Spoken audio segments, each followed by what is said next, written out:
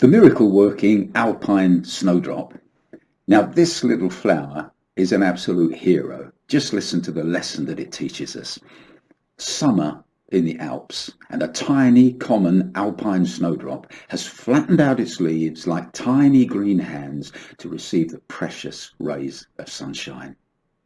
It wears a ragged purple hat that hangs down in the morning and turns upward to face the sun during the day.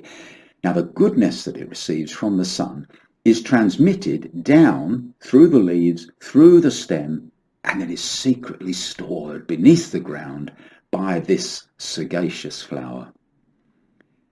Now, the leaves of autumn signal the departure of summer, and the ruffian winter makes its entrance with frosty fog and icicles, steadily tightening its iron grip on the fearful alpine massif.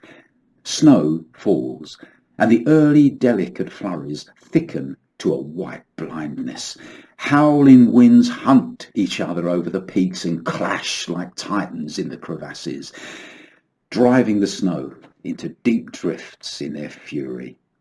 The scene becomes unrecognizable. No place for life, not even little plant life. Now, on the occasional warmer day, the snow melts a little, dripping into runnels and rivulets, gathering into mushy puddles. But the nights, they remain bitter cold, and the melted snow refreezes to form an icy cap over the snow beneath. So you've got snow, and then you've got an icy cap over that. And the little flower is somewhere beneath there. Now, this is repeated throughout the winter months until the appointed time of spring's return. The air is still rimed with frost, and the snow is crunching cold. But that's when we witness the tiny miracle that has been taking place beneath the surface, if there is such a thing as a tiny miracle. Now, the sunshine that was stored away by the snowdrop during those warm summer days, impossibly long ago, is now released with infinite care and economy, and forms a dome of warmer air that slowly melts the snow or the ice above the plant.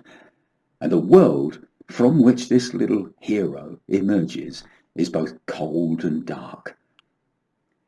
Now, as the dome of air melts, the snow and the ice, the snowdrop pushes its head upwards until it finally breaks the surface and bravely opens its ragged purple flower to the still pallid sunshine.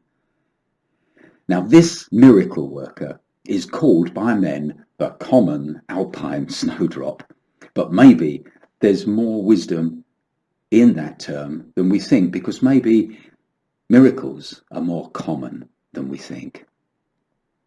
Now, like the snowdrop, the common snowdrop, we sometimes seem to be assailed on all sides by life's difficulties, by life's tempests and storms, and life's coldness and the weight of life's troubles.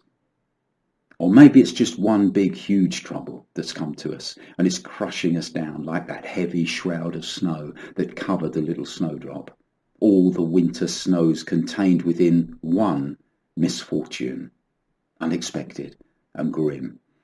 As with the snowdrop, our world has become cold and dark.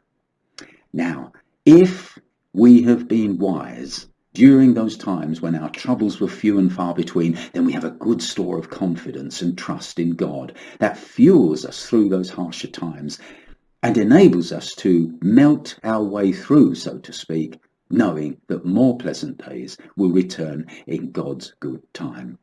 We know the word, and we hid it in our hearts when the skies were less cloudy, and thus we were prepared for dark times, and we produced miracles for God's good pleasure and God's glory. He delights to see his children learning this art. But, unfortunately, we are all too human. We are flesh and blood, we are not stones, and we are prone to fail. Supposing an unexpected storm has caught us unguarded because we failed to make provision for the dark times when the skies were less cloudy. Now, we've all experienced God give sudden injections of faith and joy sufficient to melt our way out through the covering snowfall. But he tells us to not make a habit of it, that we must grow up, and that he wants wise children who know how to produce miracles in their lives through the means that he has provided. You know, he has invested richly in us and expects a return. Now, supposing the snowdrop had refused to store the sunshine in the summer, there will be no more snowdrop. Snowdrops can't rely on instant miracles, and so they produce them themselves, using the means that their creator has supplied. Now, briefly, there are two types of miracles. There are probably other types, but I know of two types, and I've called them, the first one I've called the parting of the Red Sea type miracle.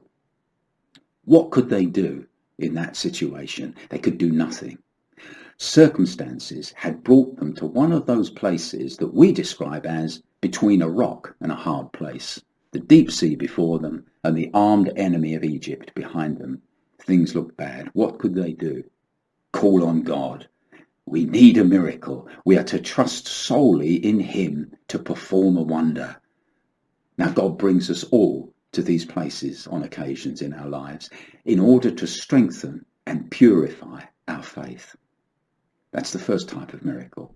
The second type of miracle is what I would call the Noah's Ark type of miracle that we ourselves produce. In Noah's case, by his faith and 120 years of hard labour. Faith wasn't enough. He had to put legs on his faith, as we used to say. As James said, I will show you my faith by my works. James chapter 2, verse 18. Now, you know, God trusts us to produce these sorts of miracles. He provides the wherewithal, and we invest our faith and our hard work. When the Jews were in the wilderness, God, by a miracle, provided them with food, the manna and the quail, because there wasn't any food in the wilderness. So that was a sort of Red Sea, a crossing of the Red Sea type miracle. But the day they entered the promised land, the very day they entered the promised land, the miracle provision ceased, and God, in effect, said, now you perform the miracle. And he instructed them on husbandry or farming. In other words, they were then to now produce the Noah's Ark type of miracle by faith and hard work, and using the provision that God had supplied. Now, this tells us that the food on our tables is no less a miracle than the salvation of our souls. It's just a different type of miracle. I'll give you a final illustration. A baby in the womb.